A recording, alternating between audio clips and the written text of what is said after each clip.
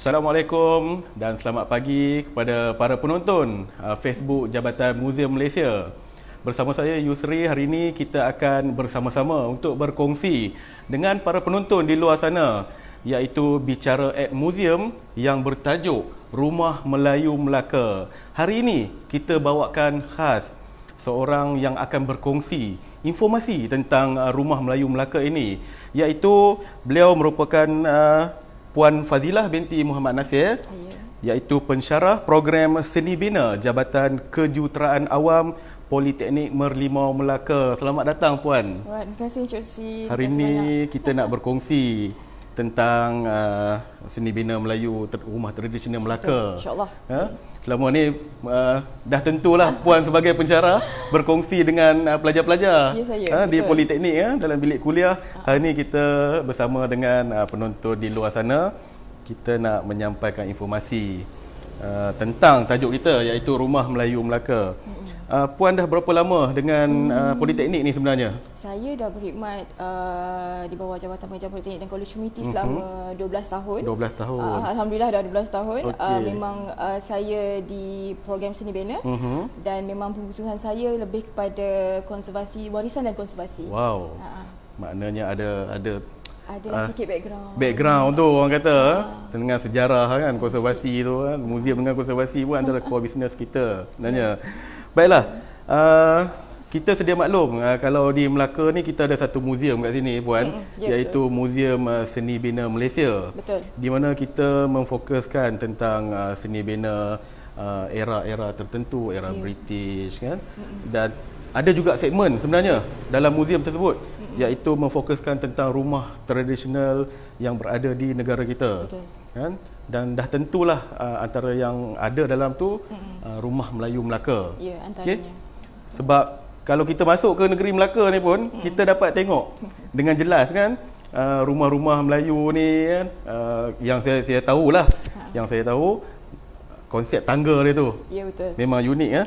Jadi kita nak lebih lanjut nak mengupas tentang ni, apa yang membezakan dari segi rupa bentuk Rumah Melayu Melaka ni dengan rumah Melayu di negeri lain ni sebenarnya? Boleh tak Puan kongsi dengan kita semua? Alright, insyaAllah saya cuba kongsi sedikit sebanyak yang saya tahu berkenaan dengan Rumah Melayu Melaka. Okay.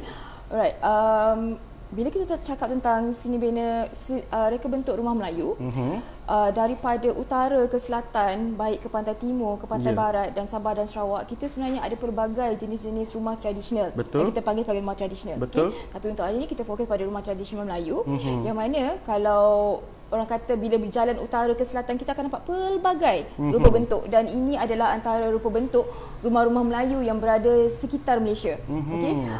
Cumanya kalau Encik Rusi tanya saya, kalau sebagai orang biasa ataupun orang yang ada background dalam seni bina, perkara paling kita akan nampak kalau yang paling jelas dan paling tinggi adalah kepada bentuk bumbung dia. Selalunya bumbung lah sebab itu paling tinggi. Tapi bila kita tengok lebih dekat lagi dengan bangunan itu sendiri, Rumah Melayu Melaka ni paling dia punya aesthetic value dia adalah kepada dia punya tangga tu sendiri. Sebab dalam banyak-banyak contoh yang ada dekat sini, kita akan lihat Rumah Melayu Melaka sahaja yang tangga dia ada sedikit berbeza. Dari segi bentuk material, dari segi bentuk warna, dan bumbung Rumah Melayu Melaka juga sebenarnya agak berbeza. Memang betul kita kalau di Karitai Khatulistiwa, climate kita, cuaca kita yang panas dan berhujan, memang bumbung kita ada curam.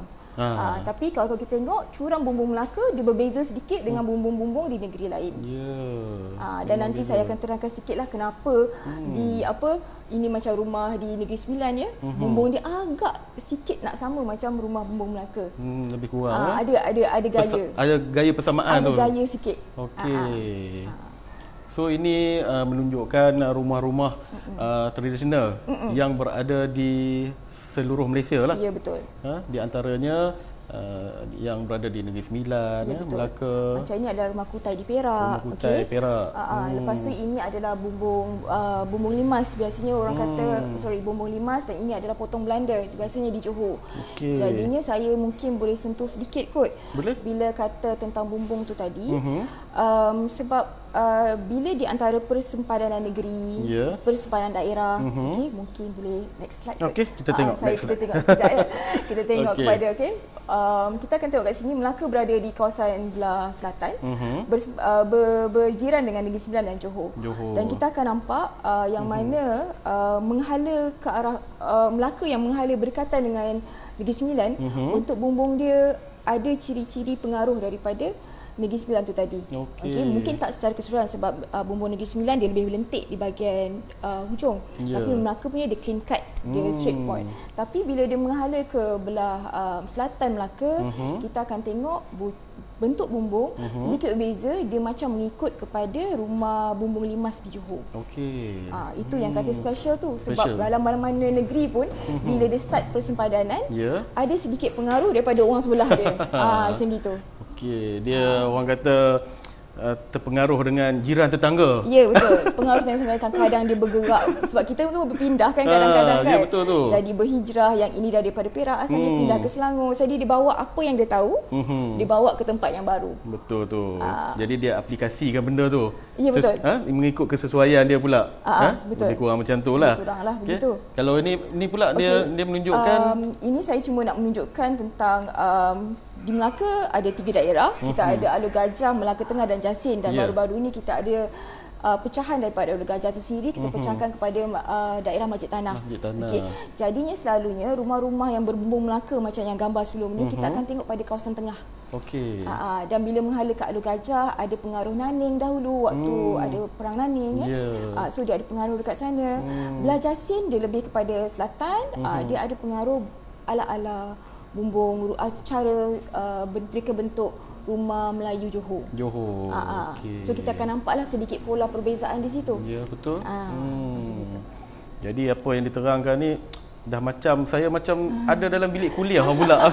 Kita berkongsi pelajaran sebenarnya hari ni kan. Bukan senang kalau kita buka buku kan nak baca, tapi hari ni kita dapat info daripada pensyarah yang memang tak asing lagi di Politeknik Merlimau, kita berkongsi. Ini baru permulaan sebenarnya para penonton. Kita ada banyak lagi yang kita nak kongsi ni ya. Kalau kita boleh ke next slide Boleh. Puan, kita tengok. Okey. Bila kita tengok tentang sesuatu binaan, ia bukan saja dibangunkan, dibina semata-mata. Betul? Sebab bila sesuatu binaan tu dibuat, dia mesti ada satu konsep. Betul.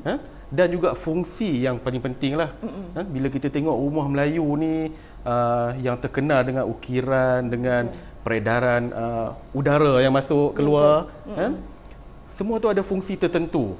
Okey, kita nak kongsilah dengan para penonton kan tentang konsep dan fungsi rumah Melayu Melaka ni sebenarnya. Ataupun puan nak kembangkan lagi tajuk ni ke macam mana, boleh kita tengok? InsyaAllah. Okey, alright. Dari segi konsep pembinaan rumah Melayu selalunya kita ada orang kata pembahagian. Dia macam ikut badan. Ada kaki dia, ada badan, ada kepala. Jadi macam rumah Melayu specifically di Melaka, di bahagian bawah kita akan panggil sebagai penggalan tiang. Okey, bahagian bawah macam kaki lah. Okey. Kemudian dia ada badan dia, kita panggil sebagai penggalan badan. Dan yang atas adalah penggalan bumbung. Okey. Alright.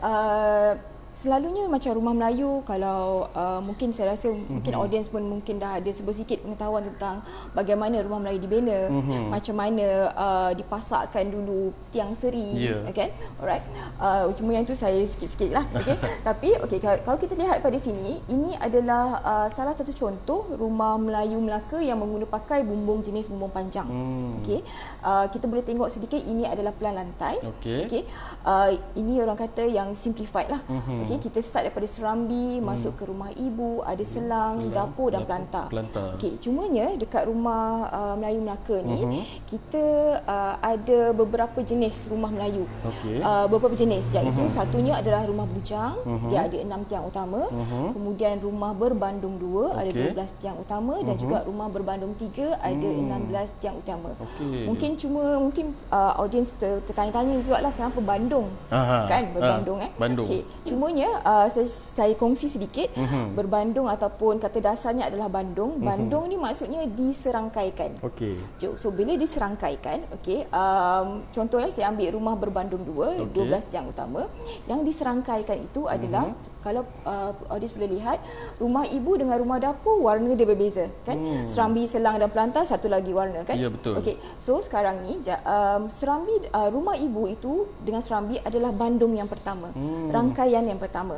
Kemudian dipisahkan dengan satu ruang kosong yang kita panggil sebagai selang. Dan kemudian adalah bandung yang kedua iaitu rumah dapur dan pelantar.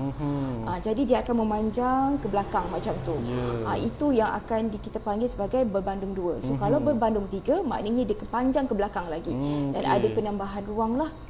Ini orang kata rumah, sebab kita dalam struktur sosial orang-orang Melayu, kita ada sultan, kita ada kerabat, kemudian kita ada bangsawan, kemudian rakyat, kan? So ini adalah pelan lantai untuk orang kata rumah rakyat lah. Bila kita pergi kepada rumah bangsawan yang ada kaitan dengan sultan dan ni, dia akan lain lah. Konsep lain, dan mungkin dari segi dia punya silbena, dia akan ada benda-benda yang akan mempengaruhi. Betul. Sebab ini rumah, kan? Ini kita fokuskan rumah, sebab sebelum ni pun saya pernah juga berkongsi dengan para penonton, bila kita sebut tentang struktur sosial ni, kan, bila ada penggunaan pemerintahan dan masyarakat. Jadi ada orang kata gap tertentu yang konsep pun dia ada konsep tertentu sebenarnya. Begitu juga dengan rumah. Dia tak terlepas dengan orang kata konsep dan fungsi tertentu mengikut orang kata pada struktur sosial tu. Sebab dalam silbena itu sendiri kita boleh katakan ada beberapa faktor yang mempengaruhi seni bina. Antaranya dari segi persekitaran, cuaca, kemudian dari segi culture, budaya, dan juga social value tadi lah, struktur sosial. Jadi bila kadang-kadang yang cantik dia macam rumah Melayu ni, kadang-kadang dia macam orang kata bangunan daripada orang Cina juga. Yang mana bila kita tengok pintu dia, kita boleh macam agak, kita dah tahu dah kaya ke tidak. Macam rumah Melayu ni, once kita pergi rumah dia, bila dia start dengan dia punya ukiran tu sangat banyak, sangat intricate, kita akan wondering lah, orang kata bertanya-tanya, ini siapa sebenarnya yang ada dekat situ, siapa pemilik rumah ni sebenarnya. Mesti dia punya orang kata level dia pun memang tinggi lah level dia ni. Okey, so kita nak tengok slide yang seterusnya, Puan. Ini merupakan tentang struktur dan bahan binaan. Sebab kita tahu para penonton, bila rumah Melayu tradisional ni memang banyak menggunakan kayu, Puan. Memang banyak menggunakan kayu, dan ada yang menggunakan paku, ada yang menggunakan kaedah pasak. Yang akan menyambung bahagian-bahagian tertentu, kan? Sebab sebelum ni pun kita ada membincangkan tentang tanggam, yang tak terlepas dengan konsep binaan rumah Melayu ni. Jadi ini yang menarik ni sebenarnya, yang mungkin tak ada dekat negara luar, ataupun ada, saya tak pasti. Mungkin puan-puan lebih arif tentang ni, okey, sebab tu kita nak membincangkan pada hari ni. Jadi bila kita berbalik kepada struktur dan bahan binaan ni, apakah yang selalunya yang digunakan dalam pembuatan ataupun binaan rumah Melayu ni sebenarnya, Puan? Okey, untuk rumah Melayu di Melaka, saya bahagikan kepada beberapa fungsi asas lah, ya. Tiang dan alas tiang, tangga, dinding, bukaan, which is termasuk tingkap dan dia punya lubang angin dan juga bumbung. Macam yang tadi yang Cik saya just ni je nak nampak tadi pada plan, yang ni pada orang kata bahagian pandangan tepi, bandung tu macam mana kita nak kenal pasti. Alright, jadi struktur dan bahan binaan selalunya bahan binaan untuk tiang dan juga alas tiang, untuk tiang keseluruhannya biasa kita memang akan guna kayu. Cuma alas tiang kadang-kadang dia akan guna konkrit, kadang-kadang dia akan guna karang. Batu yang daripada kerang-kerangan, kemudian akan dinikan. Kemudian ada juga yang base dia adalah laterite stone. Sebab batu laterite ni memang boleh dijumpai di sekitar Melaka. Jadi itu adalah salah satu benda yang bahan binaan yang digunakan untuk sebagai orang kata alas pada tiang. Pelapik tiang tu lah. Pelapik tiang tu tadi. So kalau macam kita tengok, jadi bila kita gerak kepada tangga ni yang tadi specialnya rumah Melayu Melaka. Sebab memang macam mana saya kata, kenapa tidak di Negeri Sembilan, kenapa tidak di Pahang?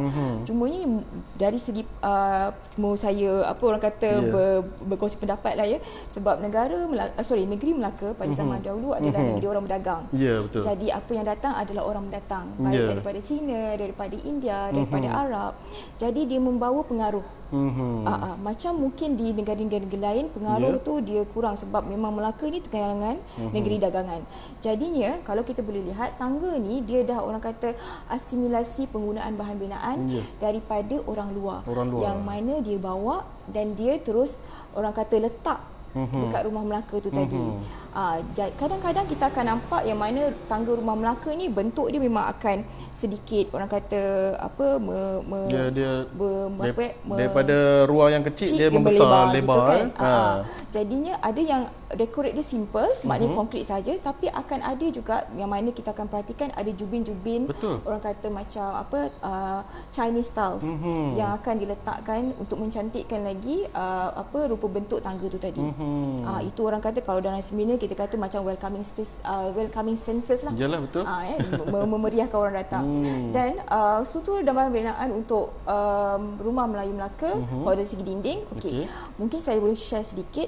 Selalunya rumah Melayu di negeri-negeri lain kita akan nampak macam papan tinggi lapis, which is yang dia melintang-melintang Tapi kalau di rumah Melayu Melaka jarang kita tengok papan tu berlapis begitu, tapi disusun menegak.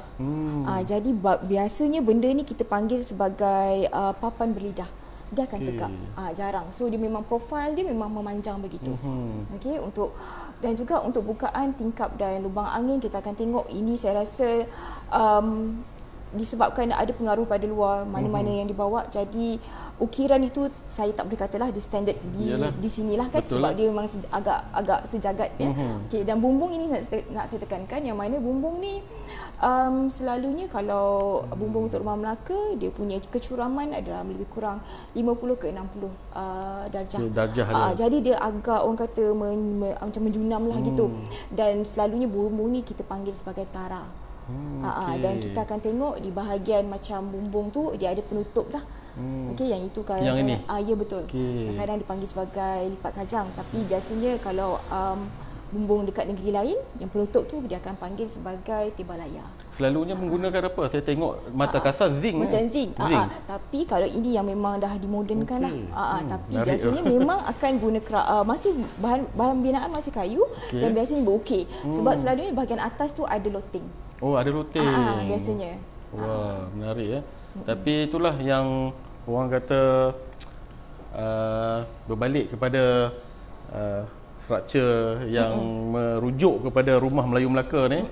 Masuk yang Melaka, yang terpandang pertama kali yang bawah ni, yang tangga. Betul. Dengan bolehkah kalau saya sebut ia sebagai ragam hias juga?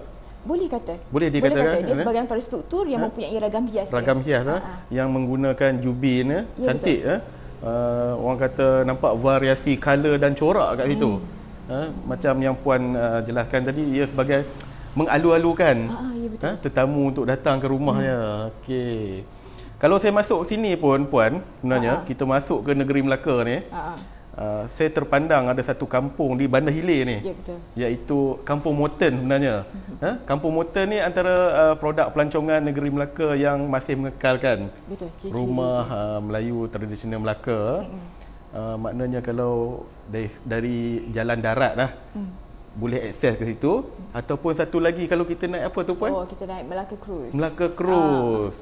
Jadi kalau kita lalu pun kalau waktu malam, malam buka, dihiasi dengan lampu-lampu sebenarnya. Betul. Memang menarik. Tu memang kena cuba tu. Memang kena cuba. Tu memang kena cuba. Tambah-tambah kita dalam kawasan orang kata core zone dekat dalam UNESCO. Jadi itu adalah antara perkara yang boleh kita nikmati, pemandangan indahnya bangunan, pemandangan indahnya menyelusuri Sungai Melaka tu tadi. Dia orang kata macam dua dalam satu lah.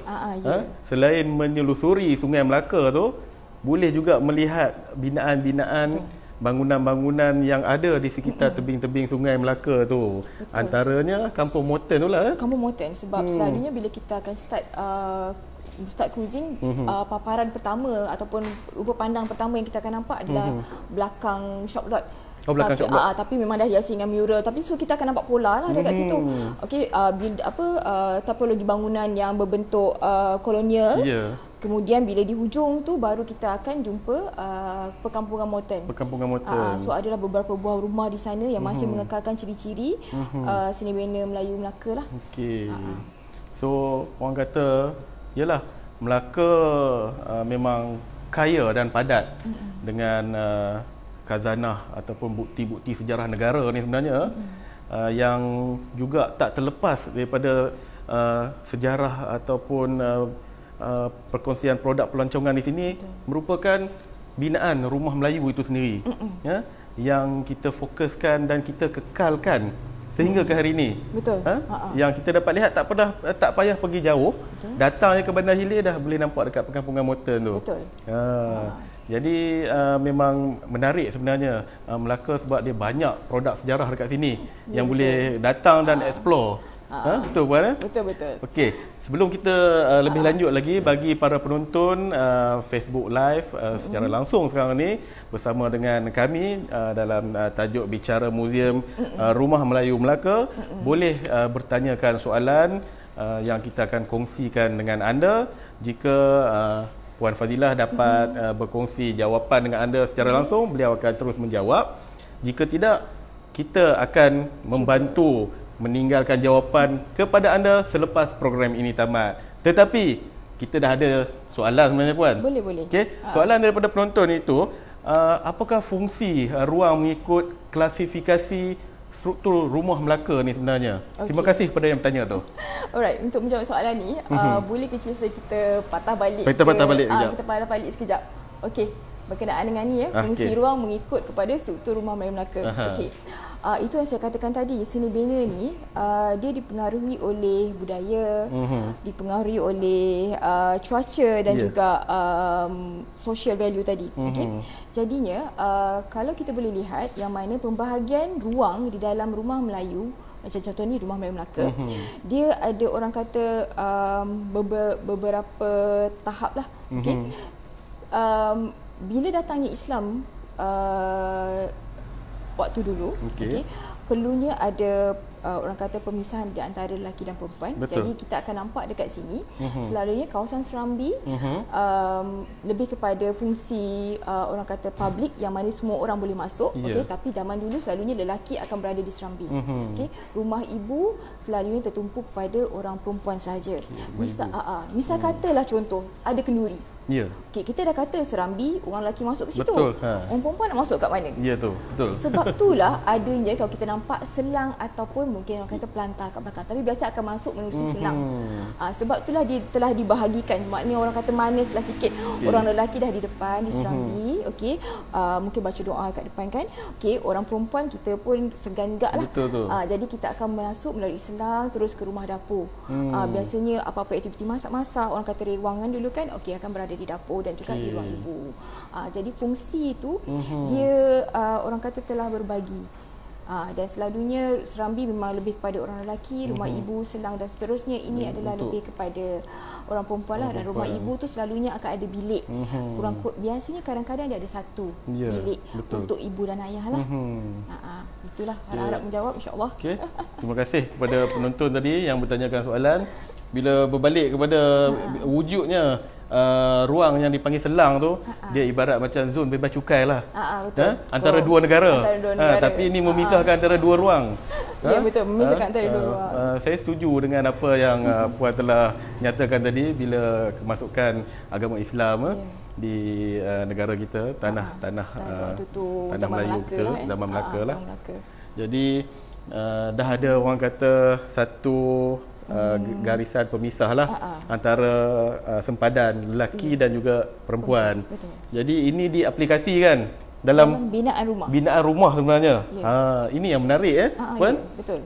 Kita aplikasikan daripada agama tu sehingga ke rumah sebenarnya untuk ada satu persempadanan antara lelaki dan perempuan. Jadi harap kita tadi Puan menjawablah soalan tadi kepada penonton tadi. Baiklah Puan, kita nak kita teruskan lagi tadi kita dah bincangkan tentang fungsi, konsep. Sekarang kita dah masuk tadi struktur dan bahan binaan. Okey. Kita nak masuk kepada ragam hias dan juga ukiran. Di mana setiap binaan kalau tak ada benda-benda ni macam tak lengkap. Macam tak menarik, kosong ya. Ibaratkan juga macam satu orang kata cawan ataupun gelas. Kalau ada ragam hias, bunga apa semua, lebih menarik. Begitu juga dengan binaan rumah ni sebenarnya. Kan? Tapi saya pasti ragam hias dan ukiran ni mesti ada orang kata fungsi yang tertentu juga yang melengkapkan rumah tradisional ini. Dan juga ia sebenarnya puan, saya boleh katakan juga ia menonjolkan golongan yang mahir bertukang lah. Ya, betul. Tentang ragam hias dan ukiran ni puan. Ia menonjolkan orang kata kemahiran penduduk tempatan, tukang kayu tempatan ni. Jadi boleh tak puan ceritakan tentang apa yang menariknya tentang ragam hias dan juga ukiran yang ada pada rumah Melayu Melaka ni sebenarnya? Okey. Kalau kita kata tentang ukiran, tak boleh nak kata Melaka tu ada dia punya standard satu lah, sebab memang kita ni kan. Okey, cumanya saya tertarik sikit dengan apa yang Cik Ifri cakap ya. Yeah. Okey, bila kita tengok pada kekisi adalah elemen yang ada pada railing. Kita nampak dia kosong so dia macam ada lompong kat situ dan juga ada lubang angin bahagian atas. Selalunya dia akan letak pada bukaan tingkap. Jarang pada bukaan, biasanya bukaan tingkap. Okey. Cantiknya rumah Melayu sebab dulu-dulu zaman dulu kita tak ada kipas, kita tak ada aircon. Jadi rumah Melayu adalah salah satu contoh yang kita kata sebagai sustainable architecture, yang mana dia menitik beratkan thermal comfort ataupun keselesaan terma di dalam salah satu bangunan. Yang mana kita boleh nampak persekitaran rumah Melayu selalunya lapang. Biasa dulu orang tak ada pagar. Jadi dia ada pokok yang jenis pokok renek, dia ada pokok kelapa. Jadi laluan angin tu lebih mudah. Tak ada gangguan. Jadi bilanya pada ruang serambi lapang dan kan keadaan kekisi yang begini yang telah diukir semua berlakunya, dan juga di bahagian dalam kalau misal, sebab satu lagi bukaan tingkap rumah Melayu biasanya dia akan orang kata labuh sampai ke lantai lah. Betul, panjang.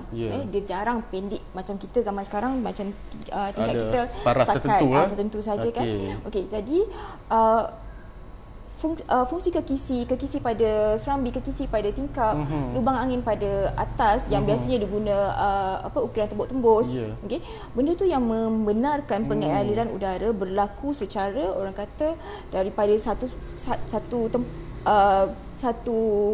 side ke another one. Jadinya berlakunya cross ventilation lah kalau dalam terma ada. Jadinya sebab itulah dia rasa kurang panas, dia rasa selesa. Dengan keadaan di mana atap dia kalau tengok pun dia masih ada lagi bukaan lubang angin yang kat atas ada. Ya betul. Dan selalunya bila macam kita kata kekisi lubang angin, in fact kalau macam Papa Cantik, dia takkan tinggal kosong lah. Betul. Dia akan orang kata cuma meragam riaskan secantik-cantiknya lah dengan hasil tukang kayu yang ada pada zaman tu. Okey. Maknanya rumah tu orang kata bukan diberatkan rumah tu.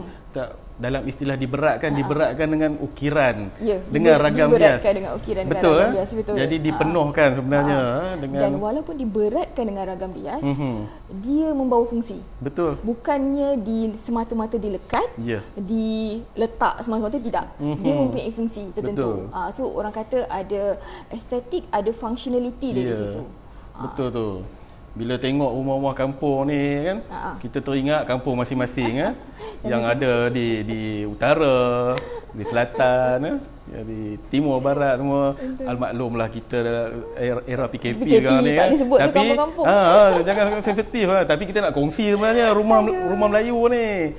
Sebab yalah, kita mungkin para penonton juga, saya pasti waktu kecil-kecil dulu bila balik kampung, memang betul puan, persekitaran memainkan peranan di luar. Betul. Dengan kehijauan, pokok-pokok renek, pokok-pokok yang tinggi betul.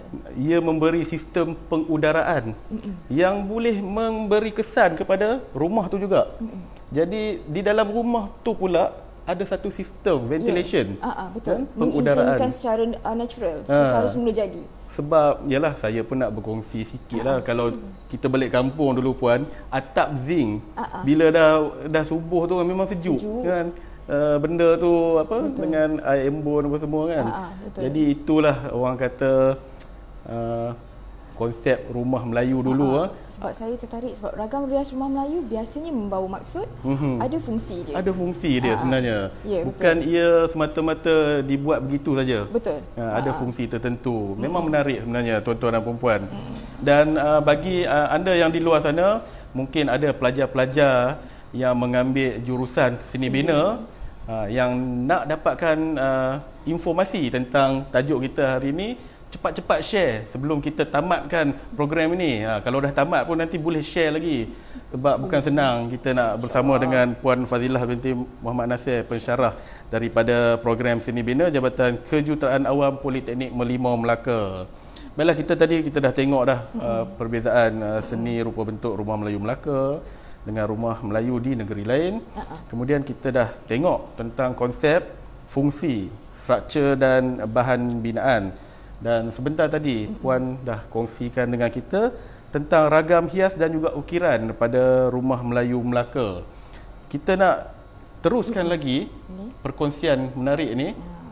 Saya pasti Puan sebagai orang yang berpengalaman dalam 12 tahun di Politeknik Merlimau Melaka ni, mesti banyak dah menjalankan kajian tentang seni bina yang berkonsepkan, yang mengkhususkan tentang rumah tradisional Melayu ni ya. Jadi kalau kita tengok dekat sini, antara contoh-contoh rumah kajian rumah Melayu Melaka, boleh tak Puan kongsi dengan kita nombor 1, 2, 3 ni macam mana ni rumah ni? Okey, saya kongsi sikit ya tentang contoh kajian rumah Melayu Melaka. Ini adalah hasil kerja daripada pelajar-pelajar seni bina, diploma seni bina di Politeknik Merlimau. Okey, saya nak membawa sikit sebab ialah kita cakap pasal seni bina ni dia macam cerita sejarah kan? Ya, betul. Dia cerita pasal zaman-zaman dulu. Ya. Okey, kita tengok nanti rumah yang pertama iaitu rumah Puan Salamah. Ini terletak di Merlimau ya. Okey, dibina pada tahun 1955. Kemudian kita tengok juga contoh dalam daerah yang sama, rumah Demang Salim yang dibina pada 1915. Kira dah 100 tahun dah sebenarnya rumah lagi ni. Lama ni. Ya, dan ini adalah gambar, orang kata gambar tahun lepas ni. Memang masih dalam keadaan yang cantik. Itu orang kata bahan binaan dia sangat bagus. Okey. Dan yang ketiga kita akan tengok rumah Demang Abdul Ghani yang dibina 200 tahun yang lepas dalam 1831. Telah orang kata kerja konservasi telah dijalankan oleh pihak Perzim, dan ditelah baik pula dan alhamdulillah sampai sekarang masih beginilah rupa bentuk dia, memang cantik. Tapi kalau tengok antara ketiga-tiga contoh rumah ni daripada tahun 1950-an, 1915, yang ni sekitar tahun 1831. Kalau saya tengok dekat sana berkonsepkan rumah kayu. Ini kayu. Ini macam mana struktur dia ni? Dia dah start campur. Dia dah start campur. Dia macam mana ya? Itu saya kata bila sebagai Melaka, kesendaman Melaka yang dulu yang zaman orang berdagang, yang mana juga ada orang yang berhijrah daripada Indonesia, daripada berhijrah ke tanah Melayu pada waktu tu. Jadi dia membawa apa yang dia tahu satu, dan dia cuba adaptasi kepada apa yang berlaku pada persekitaran tu tadi. Itu nanti kita akan tengok. Tapi kalau Cik Yusri perasan yang mana masih di Melaka, daerah yang sama, tapi bentuk bumbung. Bentuk bumbung dia betul? Betul kan? Walaupun tiga-tiga masih dah ada dari Merlimau, right? Kita akan tengok yang mana bumbung untuk rumah Puan Salamah ni dia memang betul-betul rumah Melayu Melaka yang biasa. Okey, yang 50 ke 60 darjah tu. Okey, tapi bila tengok rumah Demang Salim dia dah start guna bumbung potong Belanda ataupun bumbung limas Johor. Okey. Dan kita akan tengok di mana rumah Demang Abdul Ghani ni bahagian depan dia guna bumbung limas Johor. Tapi belakang dia patah balik. Yang dia akan tengok yang rumah macam yang 50-60 darjah tu. Ya betul. Okey. Dia akan ni balik. Maknanya dia mixkan benda tu. Betul. Dan kalau nak tengok pun kita boleh kata tengok zaman-zaman dulu orang nak bercerita tentang dia punya ni, kita akan tengok macam mana zaman dulu terlampau betul-betul elaboration dia dari segi ukiran dengan dia punya tiling and everything. Tapi bila sampai ke satu zaman dia mungkin start slow down sedikit. Mungkin ada penggunaan yang lain lah pada waktu ketika itu dan juga bila seterusnya. Betul tu. Cuma salah satu perkara yang saya nak tekankan kat sini sebenarnya mungkin saya boleh share sikit lah Cik Yusri. Bila kita cakap tentang pembinaan rumah, sangat penting untuk kita berkata tentang ownership, pemilikan. Sebab itu berkait rapat dengan social value tadi, social status. Sebab milik siapa rumah tu? Betul. Kalau dia adalah seseorang, perlunya dia sebagai seorang penghulu ataupun orang kata orang yang ketua di satu kawasan, perlunya orang datang jumpa dia. So dia punya ruang dah tak jadi macam ruang macam saya tunjukkan tadi, macam rumah bujang punya style, tak ada. Dia akan bergerak mengikut kepada keperluan tuan rumah tu tadi. Tuan rumah tu. Maknanya macam kalau saya lah bina, saya nak rumah tu dibina, saya nak ada ciri-ciri tertentu, ruang tertentu dalam ruang rumah tertentu. Ruang tertentu. Sebab kita akan lihat nanti perbezaan dari segi belantai lah ketiga-tiga rumah ni, mengikut kepada status tiga-tiga ni tadi. Okey. Menarik tu. Kalau kita tengok sini ada 3 perbezaan rumah yang membezakan tahun-tahun tu juga. Okey.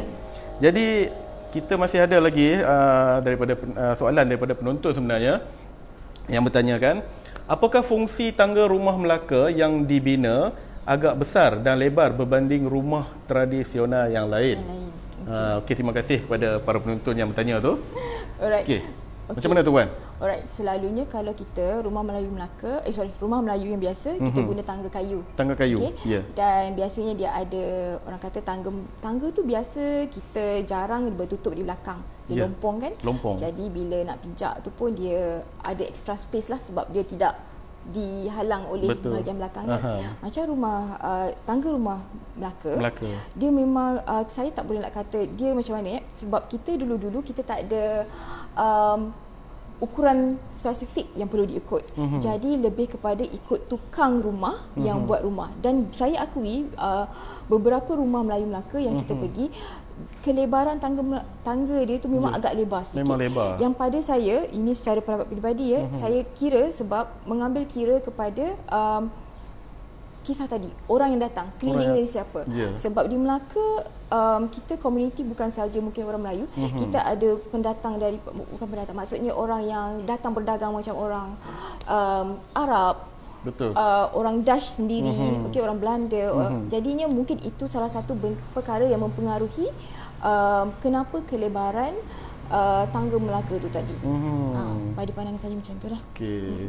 Baik, terima kasih Puan Fadilah atas perkongsian dan diharap dapat menjawab persoalan yang ditinggalkan oleh penonton sebentar tadi. Okey, kalau kita berbalik kepada gambaran ni, kita nak tengok ada dia punya kereta rentas dia. InsyaAllah ada. Pelan lantai dia. Kita tengok pelan lantai dia sikit, kita tengok dia punya bahagian sisi sikit. Okey. Okey, so kita tengok pada Puan Salamah Puan Salamah. Kata nampak bumbung confirm Rumah Melaka dah. Sebab dia punya 50-60 tu dah ada. Darjah kecuraman dia. Darjah kecuraman dah ada, tangga pun dah ada. Dah ada dah. Dah dua elemen yang paling orang kata eye catching lah kat situ. Okey, kita boleh next dulu. Kita tengok next pula. Alright. Jadi, macam di Rumah Salamah ni, dia start dengan bahagian bawah dia ada serambi. Kat sini lah. Lepas tu, ni bahagian serambi dia. Lepas tu ada rumah ibu. Kemudian kalau tadi kita panggil dia selang, tapi untuk rumah Puan Salamah ni kita panggil sebagai rambat. Rambat dan selang adalah fungsi yang sama. Sama juga. Yang sama. Cuma istilah yang berlainan lah. Istilah yang berlainan. So di belakang, which is ni ada rumah tengah. Dan bahagian belakang ni sebab rumah Puan Salamah ni dah orang kata dah ada renovasi sikit lah. Bahagian asal memang di bahagian depan. Bahagian asal ni. So dia masih mengekalkan serambi, rumah ibu, rambat sebagai laluan kedua dan juga rumah tengah. Okey, ini orang kata secara ringkas lah untuk fungsi luas. Fungsi rumah Puan Salamah tadi. Okey, kita tengok pula rumah. Okey, struktur dan binaan kalau kita boleh lihat, Itu yang saya katakan tadi, kalau ikut yang yang belah dekat bumbung ni. Bumbung tu. Bahagian bumbung tu. Kadang-kadang sama ada dia cuma sekadar papan berlidah, yang tindih berlidah tadi tu, ataupun selalunya dia akan start dengan ada bentuk ukiran lah, dan juga lubang angin pada bahagian bumbung. Macam saya katakan tadi, dia ada loteng ataupun kita panggil juga sebagai nama lain dia peran. Peran. Dan selalunya, dan untuk rumah puan Salamah kita akan tengok yang mana struktur asas dia adalah memang pelapik tiang menggunakan konkrit. Rasuk dan juga lebih pelancar memang kayu lah. Okey. Dan kalau kita boleh tengok dekat sini juga, inilah dia punya orang kata gelegar. Okey, rasuk dia. Dan kita akan tengok juga walaupun puan Salamah ni kalau dari segi sejarah tuan punya bukanlah daripada orang kata macam biasa-biasalah, maknanya bukan penghulu ke tidak, tapi kita akan tengok walaupun di hujung rasuk tu sendiri dia telah ada orang kata ada inisiatif untuk mencantikkan. Selain berfungsi tapi dia mencantikkan rasuk tu sendiri. Dan kalau boleh kita tengok macam ini yang saya katakan tadi macam itu tingkap dan juga itu adalah bahagian hujung dinding. So dia punya orang kata struktur binaan dan bahan binaan masih guna kayu. Cuma sebab kan rumah puan Salamah ni dibina tahun 1995. Waktu tu kita dah ada orang kata dah kenal genting tu apa, zinc tu apa. Jadi untuk bumbung dia tukar material lain. Kalau kita tengok sini pun tingkap memang labuh sampai ke bawah. Labuh sampai ke bawah. Berbeza dengan konsep yang sekarang ni. Cumanya mungkin ada sedikit kot biasanya kalau macam serambi rumah Melayu Melaka jarang bertutup. Jarang bertutup. Tapi macam kes di rumah puan Salamah, dia bertingkap labuh dan ada satu bahagian yang mana dia ada railing. Sebab selalunya kalau yang serambi bertutup ni dia belah-belah Pantai Timur, Rumah Pahang, dia selalunya bertutup. Itu memang konsep yang di sebelah Pantai Timur semua masuk betul. Pahang Okey, menarik perkongsian ni. So ini merupakan rumah puan Salamah yang telah dikongsikan dengan para penonton. Dan ada lagi soalan yang kita nak minta Puan Fazilah jawab sebenarnya. Okey. Adakah rumah Melayu Melaka juga ada diletakkan selembayung pada asalnya? Tak juga kata. Sebab selembayung dia biasanya rumah Melayu Melaka dia punya bukanlah nak kata standard, tak standard. Tapi ciri-ciri dia dah ada begitu. Maksudnya bumbungnya tadi, lepas tu tangganya. Kalau kata nak diselembayung pada asalnya tidak juga. Cuma tu saya kata kadang-kadang bila dia asal negeri lain, daerah lain, dia membawa apa yang dia tahu pada dia dan dibawa ke, bila saya kata dia berhijrah ke Melaka, dia akan ambil itu dan letak di situ.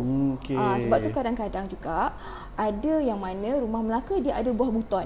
Buah buton ni jarang ada dekat belah-belah selatan ni. Selalunya buah buton ni dia akan ada dekat belah-belah Pantai Timur juga. Buah buton. Tunjuk langit pun jarang kat Melaka. Biasanya dekat belah selatan, dekat Johor. Jadi terima kasih kepada penonton yang bertanyakan soalan tadi. Masa kita sebenarnya pun dah tak banyak ni. Kita nak go through lagi. Kita mungkin boleh next dulu ke rumah Demang. Ini sama lagi Puan Salamah. Ini rumah Demang Salim. Demang Salim. So secara orang kata ringkas dia, Demang Salim nama pun Demang. Jadi dia adalah ketua kepada kawasan tu tadi. Demang Salim ni kalau kita tengok kalau sempatlah lalu ke daerah ke area Sebatu di Melimau, yang paling cantik selain pada tangga pada saya adalah pada bahagian hadapan ni. Yang mana kita akan nampak ruang serambi ni dia dibina pangkin bersama. Dia ada pangkin tempat duduk sebab tempat duduk di sini. Jadi dia macam orang kata tempat mesyuarat lah. Sebabkan dia penghulu kan. Jadi dia orang datang dan tuan punya ni asalnya dulu pun asal pada Palembang. Jadi kita akan nampak ada sedikit ciri-ciri yang mungkin daripada yang apa yang tahu dibawa. Dan rumah ni juga kalau perasan dia ada kolong. Dan dia tutup tutup terus kolong tu sebab yang ini dulu-dulu dia memang bahan simpanan lah. Untuk makan dia dan sebagainya. Dan bumbung pun kita akan nampak bumbung dia lain sikit pada Puan Salamah tadi. Dah start bumbung rumah limas. Betul tu. Okey. So ini merupakan rumah Demang Salim. Kita browse through sikit gambar dia. Ini keratan dia lah. Okey. Rumah ibu masih ada serambi, rumah ibu dan rumah tengah. Okey, dia manjang sebenarnya ke belakang, tapi ini je yang tinggal sebab yang ni semua dah baru. Oh, semua dah baru dah. Ya. Okey. Mungkin boleh. Ini yang saya kata tadi. Ruang untuk di serambi yang dijadikan juga sebagai ruang macam orang kata untuk ruang mesyuarat tadi lah. Okey, itu yang kita akan nampak yang mana dia orang kata yang jelas nampak ni. Yang protruded out tu kan, itu adalah tempat duduk. Inilah tempat duduk dia ni. Dan kita akan tengok yang mana masih mengekalkan struktur yang samalah, ada rasuk dan sebagainya, dan kita akan nampak ada betul tupai pegang.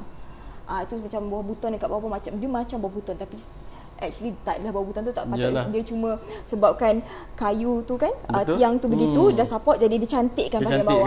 Ya, betul. Selalunya kalau kita tengok sebelah atas kan. Ya, betul, sebelah atas. Tapi ini untuk dia mencantikkan sebenarnya. Lagi, betul. Menarik. Saya pun first time dapat tengok binaan yang macam ni. Ya, dia jarang ada. Memang jarang ada. Jarang ada, betul. Tak semua ada. Dan dari segi penelitian Puan sendiri, selain daripada rumah Demang Salim ni, ada lagi tak rumah lain yang ada lebih kurang macam ni? Lebih kurang macam ni, cuma dia tak, orang kata tak protruded macam ni. So kita akan tengok mungkin salah satu contoh lagi rumah yang lain. Rumah Demang Abdul Ghani. Nanti kita tengok sekejap lagi. So ini adalah sebahagian lah antara reka bentuk untuk rumah Demang Salim tadi. Dan tengok bahagian hujung rasuk pun dia akan okey juga. Ada ukiran juga. Ya, betul. Tu yang cantiknya tu. Alright, di bahagian dalam. Dalam dia. Dan inilah dia, rumah Demang Abdul Ghani. Ini memang orang kata antara salah satu yang agak famous juga. Antara contoh rumah Melayu Melaka yang cantik dan masih dipelihara sampai sekarang. Rumah Demang Abdul Ghani ni dikenali juga sebagai rumah penghulu nata. Sebab ayah dia Abdul Ghani passing through pada anak dia Mat Nata. Jadi tapi anaknya lebih prefer untuk nama rumah ni dikekal sebagai rumah Demang Abdul Ghani. So kalau kita tengok rumah Demang Abdul Ghani ni, dia ada macam-macam. Kita akan tengok bahagian bawah dia ni, bahan binaan dia tak menggunakan kayu, tapi dah start guna konkrit. Atas masih maintain untuk kayu, tapi bila kita tengok bahagian belakang sebelah sana, totally dah terus konkrit. Konkrit sebelah sini. So kita akan kata kat sini sebab Demang kan, Demang ni dia macam ketua kepada penghulu-penghulu. Dia besar lah kan. Jadinya boleh kata yang mana rumah ni ada sedikit, dia ada pengaruh Melayu dia sendiri, dia ada pengaruh Cina dia sendiri. Sebab mungkin paling jelas, selain pada tangga, kalau Cik Lucy perasan dia ada buah nenas kat situ. Oh, dekat sini? Ni, buah nenas kat sini. Ukiran buah nenas kat situ. Ukiran buah nenas. Lepas tu kalau kita buka pintu dia, nanti masuk, buka pintu tu ukiran naga. Ukiran naga pula. Dan bila kita bergerak ke belakang ke rumah, itu sebenarnya adalah rumah dapur. Rumah dapur. Rumah dapur ni sebab macam mana antara seni bina yang kita boleh kata kena pasti kalau macam ni, macam gaya siapa-siapa kan. Macam yang kat rumah dapur tu dia lebih pada gaya Dutch sebab dia ada jack roof. Dia bumbung dan ada bumbung kecil dekat atas. Jadi dia bagi orang kata stack ventilation, pengudaraan yang daripada tepi dari kiri kanan dia naik ke atas. Dia macam tu. So dia ada campur sebab mungkin pengaruh dia sebagai Demang. Dia berupaya untuk orang kata membayar tukang-tukang ni. Mungkin juga tukang tu sendiri membawa pengaruh dia, apa yang dia tahu pada dia, dan dia terus apply kepada rumah Demang Abdul Ghani ni tadi. Rumah Demang Abdul Ghani ni. Memang menarik. Dengar ada ukiran nenasnya pula kat depan. Betul. Minta maaf saya nak tanyalah. Boleh. Adakah rumah ni antara salah satu produk pelancongan juga yang kalau orang datang ada tempat yang orang akan pergi tengok? Ya, betul. Betul. Ini adalah salah satu produk terletak di daerah mana ni? Di Melimau. Melimau juga. Melaka, dekat je dengan Politeknik Melimau. Dekat dengan Politeknik. Jadi tenanglah student puan nak pergi buat kajian kalau ada tajuk-tajuk yang berkaitan dengan rumah Melayu ni sumber terdekat dah ada dah. Kalau tak dapat A, saya tak tahulah kan. Macam mana buat lah. Saya bergurau je. So kita dah tengok sini keseluruhan rumah ni. Kita tengok pula dia punya pelan lantai. Sedikit pelan lantai. Dia ada apa yang dinamakan sebagai balai pengharapan. Ini yang tadi macam kisah rumah Demang Salim tadi lah. Dia ada tempat untuk berbincang. Kemudian dia ada satu tempat yang kita namakan sebagai serambi tertutup. Serambi tertutup. Kemudian rumah ibu yang mana dipisahkan, ada ruang lega dan juga bilik. Dan kemudian cantiknya dan specialnya rumah penghunata ni, dia ada apa yang dipanggil sebagai pelantar Belanda. Sekarang kita tengok kenapa nama pelantar Belanda, kenapa ni satu ni pelantar Belanda. Kenapa nama dia ni? Okey, lepas tu kita ada rumah belakang dan juga rumah dapur tadi yang inilah yang apa fully concrete tadi. Fully concrete tu. Alright. So mungkin kita boleh try tengok sekejap kot. Alright. Saya nak sentuh sikit kot kat sini dulu. Pelantar Belanda ni pelantar Belanda dia macam mana disebabkan cara binaan tu tadi. Satu, memang dia guna fully concrete dan gaya bukaan pintu tu memang orang kata specifically kita sebut dia sebagai pelantar Belanda. Itu memang gaya dia, itu memang cara dia. Kalau pelantar orang Melayu dia just papan lantai kosong dan tak ada apa-apa. Tapi untuk this case, kalau kita nampak benda yang begitu, ada pintu kecil, ada sedikit gerbang, dia lebih mirip kepada pelantar Belanda tu tadi. Pelantar Belanda. Itu yang dinamakan pelantar Belanda tu sebenarnya. Ya betul. Kita tengok kalau belah dalam dia lah. Inilah kalau Cik Yusri perasan, bumbung dia untuk barang penghadapan serambi tertutup, bumbung limas. Tapi bila dia gerak ke rumah ibu, yang kat belakang tu dah jadi orang kata bumbung yang darjah kecuraman 50-60 bumbung rumah Melaka tu. Dia dah mixkan benda tu. Dia ada mix kat situ. So inilah ini gambaran sudut lain ya. Ya betul, daripada dalam rumah ibu. Ini daripada dalam. Daripada dalam pelantar Belanda. Dan kalau kita tengok juga, walaupun namanya pelantar Belanda, kita boleh tengok juga dekat kawasan hujung bahagian bumbung tu bumbung ni, dengan keadaan genting dia memang guna genting Belanda lah. Dan ada macam orang kata dia toncit sikit macam ala-ala Chinese kan, dia bumbung structure gitu. Itu kata dia punya seni bina dekat rumah Demang Abdul Ghani, dia mix pelbagai. Yalah betul. Mungkin kecintaan penggemar menarik. Memang menarik rumah ni. Kalau menarik. Ada kesempatan saya pun nak pergi tengok rumah ni sebenarnya. Betul. Lepas tu kalau Cik Yusri tengok pada bahagian yang macam ke kisi tu kan, dengan gaya dia, lepas tu dia catkan dengan paint up with colour jade. Dia macam ada sedikit pengaruh-pengaruh Cina di situ. Memang ada dia menggunakan pengaruh Cina kat sini ya, dapat lihat dengan jelas sekali. Dan tapi kalau nak tengok beza macam tadi, macam rumah ni dia memang tak ada kolong. Dia punya tiang memang fully concrete lah. Memang fully concrete lah. Fully concrete. Bahagian atas saja penggalan badan dan kepala memang guna bahan binaan kayu. Bahan binaan kayu. Jadi tuan-tuan dan puan, kita dah tengok tadi contoh 3 buah rumah, iaitu rumah Puan Salamah, bagaimana struktur bangunan rumah beliau. Kemudian kita dah tengok rumah Demang Salim. Rumah Demang Salim. Ya, betul. Yang kedua tadi dan yang ketiga ni adalah rumah Demang Abdul Ghani. Jadi ketiga-tiga ni ada perbezaan dari segi seni bina, bumbungnya, ragam hias dan sebagainya lagi. Kita pun masa sebenarnya mencemburui kita, Puan. Kan? Kalau ikut kan banyak saya nak tanya ni kan. Bukan senang kita nak jumpa seorang yang arif yang boleh berkongsi dengan kita tentang ilmu seni bina yang kita bawakan hari ini, iaitu tajuk Rumah Melayu Melaka. Jadi kita dah hampir sampai. Ini sedikit lagi ya tentang perkongsian. Alright. Keadaan bumbung, inilah tadi rumah dapur. Ini tadi rumah belakang lah kita panggil. Rumah untuk simpanan padi macam tu. Alright. Itu yang kata jack roof tadi, biasanya yang waktu Dutch architecture selalunya diperkenalkan time-time itulah. Ni kalau tengok ada teks apa semua ni, caption, mana penceritaan tentang rumah ni. Penceritaan tentang rumah ni memang ada. Sebab tu yang kata tadi salah satu bentuk perancangan.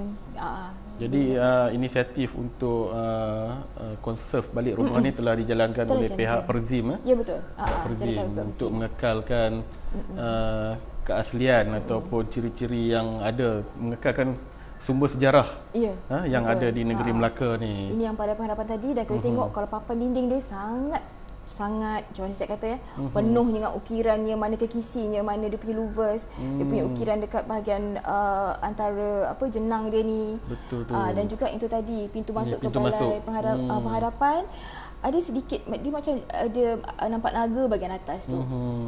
Itu yang cantik dia tu. Naga nampak kat sini. Ya, kalau tengok betul memang bentuk naga. Inilah barang-barang dia. Kalau ikut memang sangat sangat Ini complicated. Tangga dia depan, ya. Memang orang kata meriah lah compare dengan yang tadi kan. Dan tengok kalau bahagian tiang pun dihias dengan jubin juga. Dihias dengan jubin. Dan kalau kita tengok bahagian kerawang atas macam Melayu, tapi guna lubang angin Chinese pula. Chinese architecture style. Jadi dia campur aduk kan. Campur aduk tapi menarik. Masih menarik. Still menarik sebenarnya. Masih menarik. Okey. Ini tiang seri. Tiang seri kat dalam. Tiang seri kat dalam. Dia ada loteng, ada peran kat atas. Jadi nak tahu dengan lebih lanjut kena pergi sendiri dekat rumah ni. Kena pergi sendiri, betul. Dapat info. Betul. Sebahagian daripada ukiran lah. Ukiran ni lah.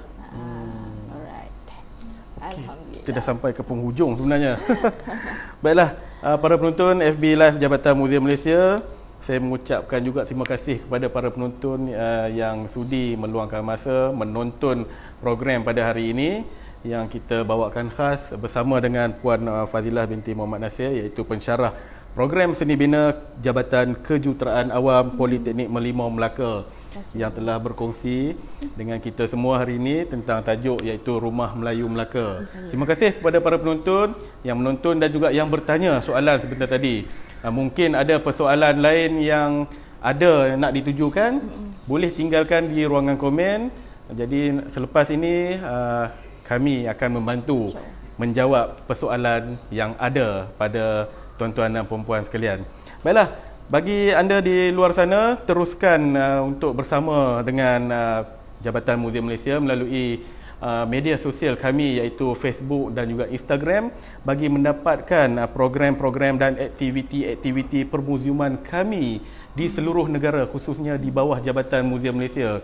Kerana kami sentiasa berkongsi dengan masyarakat, Puan, bagus ni tentang apa yang kami ingin sampaikan secara orang kata atas talian sekarang ni. Penggunaan secara optimum. Dan juga boleh dapatkan melalui website Jabatan Muzium Malaysia iaitu www.jmm.gov.ny. Sekali lagi terima kasih Puan Fadilah. Terima kasih Cik Sri. Terima kasih kepada Jabatan Muzium Malaysia. Sama-sama. Baiklah, para penonton semua, jom kita hayati sejarah negara kita dengan tagline kami.